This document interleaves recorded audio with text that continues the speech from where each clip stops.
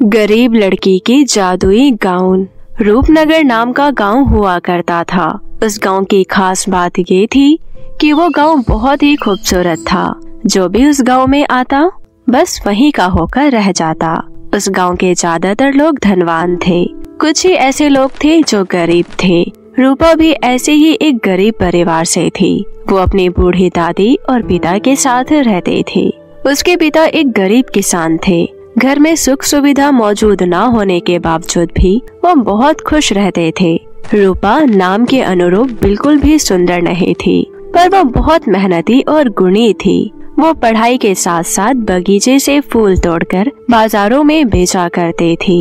एक दिन की बात है, रूपा बगीचे से फूल तोड़कर बाजार में बेचने जा रही थी कि तभी उसकी कक्षा में पढ़ने वाली 3 लड़कियां रानी, सीमा और टीना रूपा को देखते हुए बोली अरे देखो, ये तो रूपा है ना। बेचारी रूपा कितनी गरीब है, 2 वक्त की रोटी के लिए सड़कों पर फूल बेच रही है। और हमें देखो, हम कितने अमीर हैं। हमारे पास हर सुख सुविधा है और ढेर सारे पैसे हैं। हम जब चाहे सुंदर सुंदर ड्रेस खरीद सकते हैं और बढ़िया बढ़िया खाना खा सकते हैं। और इस गरीब को तो ये सब नसीब ही नहीं। क्यों सीमा, मैंने ठीक कहा ना? हाँ, तुमने सही कहा रानी। बेचारी रूपा, कभी कभी तो इसके ऊपर मुझे बहुत तरस आता है, लेकिन इसकी लाचारी देखकर बहुत मजा भी आता है। इस गांव में इसके जैसी बदसूरत लड़की कोई नहीं है। इसका तो सिर्फ नाम ही है रूपा। ये कहकर तीनों हंसने लगी। आखिर तुम तीनों को मेरा मजाक उड़ाकर क्या मिलता है? हमेशा जब देखो मेरा मजाक उड़ाती रहती हो। मैं गरीब हूँ, बदसूरत हूँ, तो इसमें मेरी क्या गलती है? लेकिन वो तो मैं एक इंसान ही ना। अब मेरा रास्ता छोड़ो, मुझे फूल बेचने जाना है। ये कहकर रूपा वहाँ से चली गई। अगली सुबह रूपा जब स्कूल गई, उसने देखा सीमा, रानी और टीना जोर जोर से हंसने लगी। इतने में कक्षा की टीचर आई और एक अनाउंसमेंट करते हुए बोली, प्यारे बच्चों, अगले हफ्ते स्कूल में ब्यूटी कॉन्टेस्ट की प्रतियोगिता होने वाली है। इस कॉन्टेस्ट में सुंदर लड़कियां पार्टिसिपेट कर सकती है और जो भी लड़की इस कॉन्टेस्ट को जीतेगी उसे 1 लाख रुपए की स्कॉलरशिप दी जाएगी और साथ ही प्रिंसिपल की तरफ से गिफ्ट हैम्पर भी दिया जाएगा। लेकिन ध्यान रहे, आपको इस कॉन्टेस्ट में सुंदर सा गाउन पहनकर आना होगा। टीचर की अनाउंसमेंट सुनकर कक्षा में मौजूद सभी लड़कियां खुशी से नाचने लगी, लेकिन रूपा का चेहरा उतर गया क्योंकि वो इस कंपटीशन में पार्टिसिपेट नहीं कर सकती थी, क्योंकि ना ही वो दिखने में सुंदर थी और ना ही उसके पास कोई सुंदर सा गाउन था। तभी रानी, सीमा और टीना रूपा की तरफ देखते हुए हंसने लगी। इस ब्यूटी कॉन्टेस्ट में स्कूल की सभी सुंदर सुंदर लड़कियां पार्टिसिपेट करेगी, सिर्फ इस रूपा को छोड़कर। ये तो सिर्फ एक कोने में खड़ी होकर हम सबके लिए ताली बजाते हुए मिलेगी। ये कहकर तीनों जोर जोर से हंसने लगी। उन तीनों की बात सुनकर रूपा को बहुत बुरा लगा और स्कूल की छुट्टी के बाद रोते हुए घर पहुंची। उसे इस तरह रोता देख रूपा की बूढ़ी दादी उसे चुप कराते हुए बोली, अरे रूपा बेटी, क्या हुआ? तुम रो क्यों रही हो? क्या टीचर ने तुम्हें डांटा? रोना बंद करो और बताओ क्या हुआ? दादी माँ, पूरे गांव में सिर्फ मैं ही ऐसी क्यों हूँ? मैं इतनी बदसूरत क्यों हूँ? सभी लड़कियाँ मेरा मजाक उड़ाती है। मुझे बहुत दुख होता है। मैं अंदर ही अंदर टूट जाती हूँ। आपको पता है, स्कूल में एक ब्यूटी कॉन्टेस्ट की प्रतियोगिता होने वाली है, जिसमें स्कूल के सभी लड़कियां पार्टिसिपेट कर रही है, सिर्फ मुझे छोड़कर। जो इस कॉन्टेस्ट को जीतेगी उसे 1 लाख रुपए की स्कॉलरशिप दी जाएगी। काश मैं भी सुंदर होती और मेरे पास एक गाउन होता, फिर मैं भी इस कंपटीशन में पार्टिसिपेट करती ना, मगर ये मुमकिन नहीं। ये कहते हुए रूपा फूट फूट कर रोने लगी। रूपा को इस तरह रोता हुआ देख दादी से देखा नहीं जाता। वो बोली, रूपा बेटा, तुम्हारी इस समस्या का समाधान हो सकता है। मैं तुम्हें एक जादुई गाउन के पेड़ के बारे में बताती हूँ। जो भी उस जादुई गाउन को पहनता है वो बहुत ही सुंदर दिखने लगता है, लेकिन उस जादुई गाउन के पेड़ को अपने ऊपर बहुत घमंड है।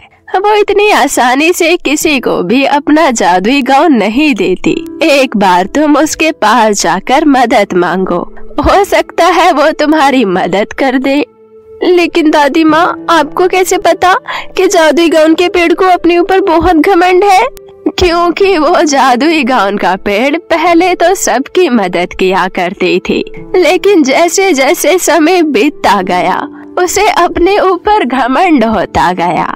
और तुम्हें पता है, वो गरीब और बदसूरत लड़कियों को अपना जादुई गाउन पहनने नहीं देती, उनसे तो वो नफरत करती है। इसलिए आज तक मैंने तुम्हें उस जादुई गाउन के पेड़ के बारे में नहीं बताया था। लेकिन बेटा, तुम एक बार कोशिश करके देख सकती हो। कहते हैं ना, कोशिश करने वालों की कभी हार नहीं होती। दादी माँ की बात सुनकर रूपा को एक उम्मीद की किरण नजर आई और वो दादी माँ के बताए हुए जगह पर पहुँची। उसे वहाँ एक जादुई गाउन का पेड़ दिखाई दिया। वो उस पेड़ के पास गई और बोली, हे जादुई गाउन का पेड़, मैंने आपके बारे में बहुत सुना है। क्या आप मुझे एक जादुई गाउन दे सकती हैं? मेरे स्कूल में एक ब्यूटी कॉन्टेस्ट होने वाला है। बिना गाउन के मैं उस प्रतियोगिता में भाग नहीं ले सकती। कृपया करके आप मेरी मदद कीजिए। लगता है तूने अपनी शक्ल कभी आईने में नहीं देखी। तू कितनी बदसूरत है। तुझे लगता है कि मैं तुझे जादुई गाउन दूंगी? चली जा यहाँ से, और खबरदार यहाँ पर दोबारा दिखाई दी तो अब मैं उन्हीं लड़कियों की मदद करूंगी जो सुंदर और अमीर हो, ताकि मेरा जादुई गाउन पहनकर उसकी सुंदरता में 4 चांद लग जाए। तुझ जैसी बदसूरत को नहीं। अब जा यहाँ से, मेरा टाइम वेस्ट मत कर। पता नहीं कहाँ कहाँ से चले आते हैं मुंह उठाकर। घमंडी जादुई गाउन के पेड़ की बात को सुनकर रूपा को बहुत दुख होता है और वो वहाँ से जाने लगती है। वो जंगल से गुजर रही थी कि तभी उसे किसी की हंसने की आवाज सुनाई दी। उसने देखा 2 चुड़ैल आपस में बातें कर रहे थी। अब समय आ गया है, हमें जल्दी उस जादुई गाउन के पेड़ से जादुई गाउन हासिल करके उस पेड़ को काटकर काले समुद्र में फेंक दूंगी। उसके बाद चुड़ैल लोग की सारी चुड़ैलें सुंदर हो जाएंगी और बहुत ही ज्यादा शक्तिशाली बन जाएगी। ये काम हमें आज रात ही करना होगा, क्योंकि आज अमावस्या है। ये कहते ही चुड़ैल जोर जोर से हंसने लगी। ये सब रूपा एक पेड़ के पीछे छुपकर देख रही थी। इससे पहले कि वो चुड़ैल जादुई गाउन के पेड़ के पास पहुंचती, रूपा बिना समय गवाए दौड़ते हुए जादुई गाउन के पेड़ के पास गई और सारी बात बताई। लेकिन घमंड में चूर जादुई गाउन का पेड़ उसकी बातों पर विश्वास नहीं करती और उसे वहाँ से भगा देती है।